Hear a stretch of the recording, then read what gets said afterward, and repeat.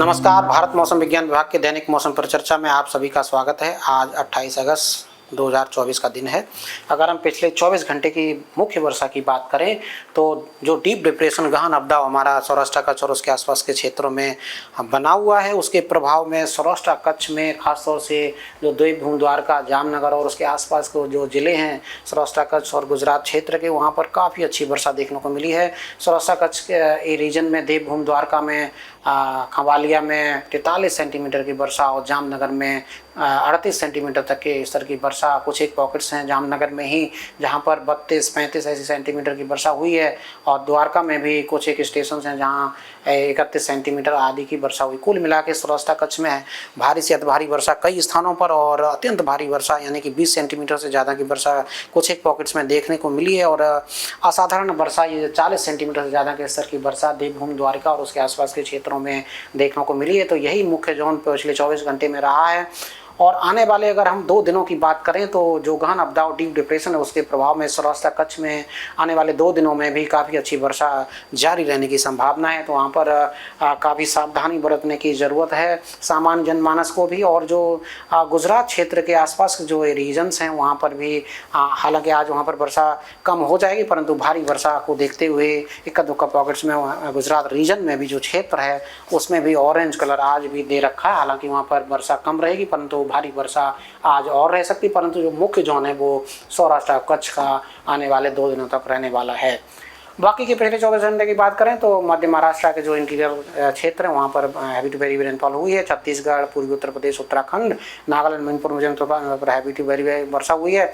बाकी भारी वर्षा जो येलो कलर से हमने दिखाई है यहाँ पर अरुणाचल प्रदेश, आसाम, मेघालय, अंडमान निकोबार द्वीप समूह, उड़ीसा, झारखंड, इसके अलावा कर्नाटक, कोंकण, गोवा, पूर्वी राजस्थान, पश्चिमी उत्तर प्रदेश में देखने को मिली है। परंतु मुख्य वर्षा जैसा कि हमने बताया पिछले 24 घंटे में सौराष्ट्र और कच्छ में देखने को मिली है।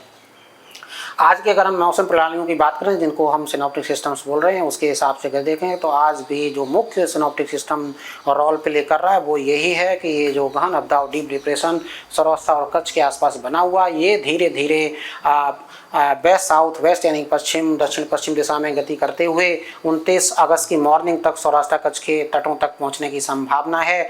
बाकी हमारी अधिक जानकारी के लिए RSMC की वेबसाइट, RSMC न्यू दिल्ली की वेबसाइट विजिट करते रहिए। हमारे फेसबुक, एक्स और ये बाकी के जो माध्यम उनसे आप विजिट अपडेट लेते रहिए।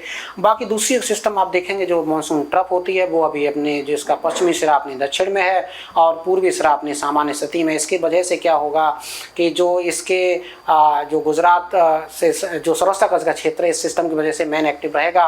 बाकी पूर्वी सिरा सामान्य स्थिति में, इसलिए जो ये पूर्वी जो भारत है उसके क्षेत्र वहाँ पर बहुत ज़्यादा वर्षा उतनी ज़्यादा नहीं होगी, परंतु इक्का दुक्का पॉकेट्स में भारी वर्षा देखने को मिल सकती है। बाकी का जो दूसरा सिस्टम वो यही है कि आने वाले 24 घंटे में उत्तरी बंगाल की खाड़ी और उससे जो सटा हुआ ईस्ट सेंट्रल यानी कि पूर्व मध्य बंगाल की खाड़ी वहाँ पर एक low pressure area, fresh low pressure area बनने की संभावना है। और वो धीरे धीरे वेस्ट नॉर्थ वेस्ट दिशा में गति करते हुए दक्षिणी उड़ीसा, दक्षिणी छत्तीसगढ़, उत्तरी आंध्र प्रदेश, तेलंगाना और विदर्भ आसपास के क्षेत्रों में आने वाले 2 दिनों में उसके बाद पहुंचने की संभावना रहेगी। इसकी वजह से 30 और 31 तारीख को ये जो क्षेत्र है पूर्वी भारत का उससे सटा हुआ जो उत्तरी पेनिनसुलर भारत जिसमें तेलंगाना, उत्तरी तटीय आंध्र प्रदेश, दक्षिणी छत्तीसगढ़, उड़ीसा और ये जो पूर्वी मध्य प्रदेश और विदर्भा का क्षेत्र है इनमें 30 और 31 तारीख को एक फ्रेश स्पेल अच्छी खासी वर्षा का देखने को मिलने की संभावना है। कुल मिलाकर अगर मुख्य बिंदुओं की बात करें जैसा कि हमने बताया गहन अपडाव 29 तारीख तक सौराष्ट्र और कच्छ के तटों तक पहुंचने की संभावना है। इसके प्रभाव में सौराष्ट्र कच्छ में अलग अलग स्थानों पर अत्यंत भारी वर्षा जारी रहने की संभावना आज और कल रहने की रहेगी। इसके बाद जो मध्य बंगाल की खाड़ी से सटा जो उत्तरी बंगाल की खाड़ी वहाँ पर लो प्रेशर एरिया बनने की संभावना है अगले 24 घंटे में। इसके प्रभाव में उड़ीसा, उत्तरी तटीय आंध्र प्रदेश, दक्षिणी छत्तीसगढ़, विदर्भ और तेलंगाना में 30 और 31 तारीख को हैवी टू वेरी रेनफॉल और इक्का दुक्का पॉकेट्स में अत्यंत भारी वर्षा 20 सेंटीमीटर से ज़्यादा तक के स्तर की वर्षा मिलने की संभावना है। तेलंगाना को हमने उन दिनों में लाल रंग दिया है। अगर हम दिनांक के हिसाब से देखें तो जैसा कि हमने बताया आज 28 तारीख के लिए सौराष्ट्र कच्छ एक्टिव है और वहाँ पे काफ़ी अच्छी वर्षा आज भी रहेगी। उसके अलावा गुजरात रीजन में भारी वर्षा इक्का दुक्का पॉकेट्स में रहेगी, हालांकि वहाँ पे इंटेंसिटी गुजरात रीजन में कम हो जाएगी। मेन जोन सौराष्ट्र कच्छ रहेगा। बाकी के एरिया की बात करें तो पश्चिमी तट में कोंकण गोवा, तटीय कर्नाटक और केरला में भारी वर्षा, और उसके जो इंटीरियर क्षेत्र हैं जैसे इंटीरियर कर्नाटक, इंटीरियर महाराष्ट्र, वहाँ पर भी इक्का दुक्का पॉकेट्स में भारी वर्षा बनी रहेगी। जैसा कि हम शुरुआत में बता रहे थे कि जो उड़ीसा का क्षेत्र वहाँ पर भी आज इक्का दुक्का पॉकेट्स में भारी वर्षा मिल सकती है। इसके अलावा झारखंड, उत्तर प्रदेश और पूरे उत्तर पश्चिम भारत में पंजाब, हरियाणा, पश्चिमी राजस्थान, खासतौर से दक्षिणी पश्चिमी राजस्थान में इसी डीप डिप्रेशन की वजह से इक्का दुक्का पॉकेट्स में भारी वर्षा मिल सकती है। जम्मू डिवीजन और उत्तराखंड में भी आज भारी वर्षा हो सकती है। उत्तराखंड में ऑरेंज कलर है इंपैक्ट को देखते हुए। अगर पूर्वोत्तर के राज्यों की बात करें तो अरुणाचल प्रदेश, असम, मेघालय में भारी वर्षा, और नागालैंड, मणिपुर, मिजोरम, त्रिपुरा और अंडमान निकोबार द्वीप समूह में आज हैवी टू वेरी रेनफॉल 7 से लेकर के 11 सेंटीमीटर तक केसर की वर्षा हो सकती है। 29 तारीख को ये एक्टिविटी वर्षा की डीप डिप्रेशन के प्रभाव में सौराष्ट्र कच्छ में जारी रहेगी। गुजरात रीजन में सिग्निफिकेंट कमी आएगी इंटेंसिटी में। कोई खास वर्षा गुजरात रीजन में 29 तारीख से होने की संभावना बहुत ज़्यादा नहीं है। अगर महाराष्ट्र की बात करें तो तटीय महाराष्ट्र, इसके अलावा इंटीरियर महाराष्ट्र में भारी वर्षा इक्का दुक्का पॉकेट्स में हो सकती है। तटीय और दक्षिणी कर्नाटक में हैवी टू वेरी रेनफॉल और केरला में भारी वर्षा हो सकती है। जो लो प्रेशर बनेगा उसके प्रभाव में उड़ीसा में हैवी टू वेरी रेनफॉल 29 तारीख से शुरुआत हो सकती है। छत्तीसगढ़ और उत्तरी तटीय आंध्र प्रदेश और दक्षिणी छत्तीसगढ़ में भी 29 तारीख को भारी वर्षा इक्का दुक्का पॉकेट्स में शुरुआत हो सकती है।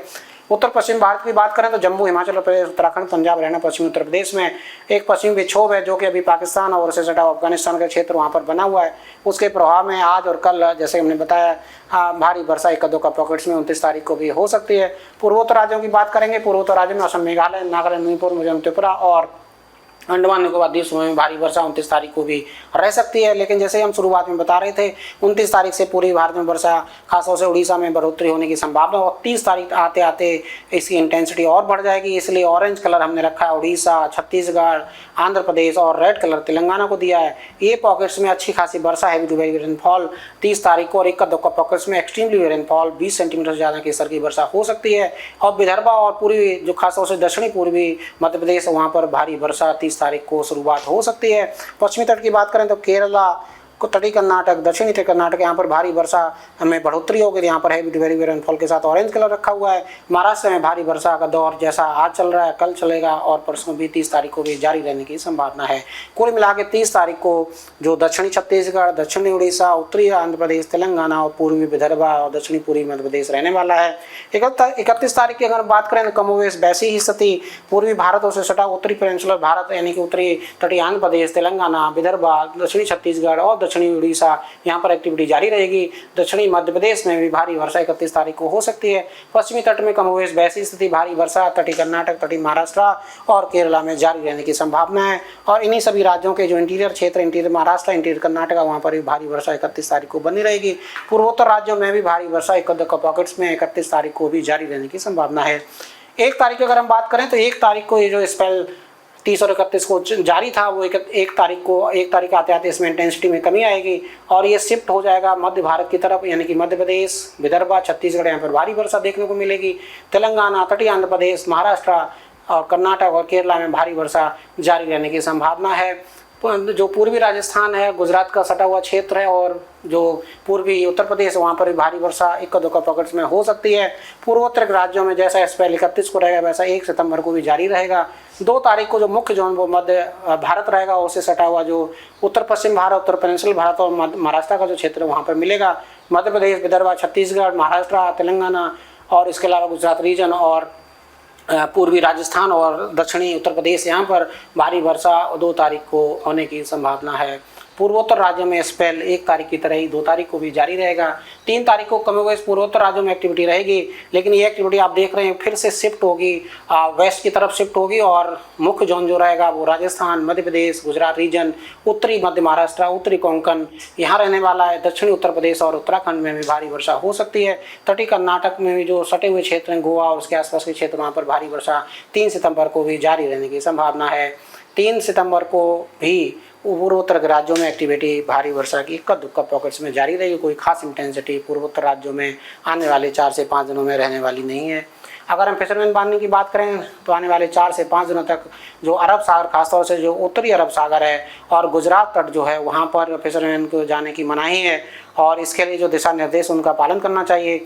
इसके अलावा बाकी के जो जोन हैं, जो यहाँ पर मार्किंग की गई है, वहाँ पर फिशरमैन के लिए चेतावनी है। बहुत अधिक जानकारी के लिए हमारी वेबसाइट मौसम.imd.gov.in को फॉलो कर सकते हैं। RSMC न्यू दिल्ली की वेबसाइट को भी फिशरमैन वार्निंग के लिए अपडेट कर सकते हैं। इसके अलावा हमारे फेसबुक, एक्स और इंस्टाग्राम के माध्यम से भी ये सब जानकारी आप हर एक अपडेट इन्फॉर्मेशन ले सकते हैं। तो आज के लिए, अभी के लिए बस इतना ही। कल फिर अपडेट देंगे, तब तक के लिए नमस्कार, जय हिंद, जय भारत।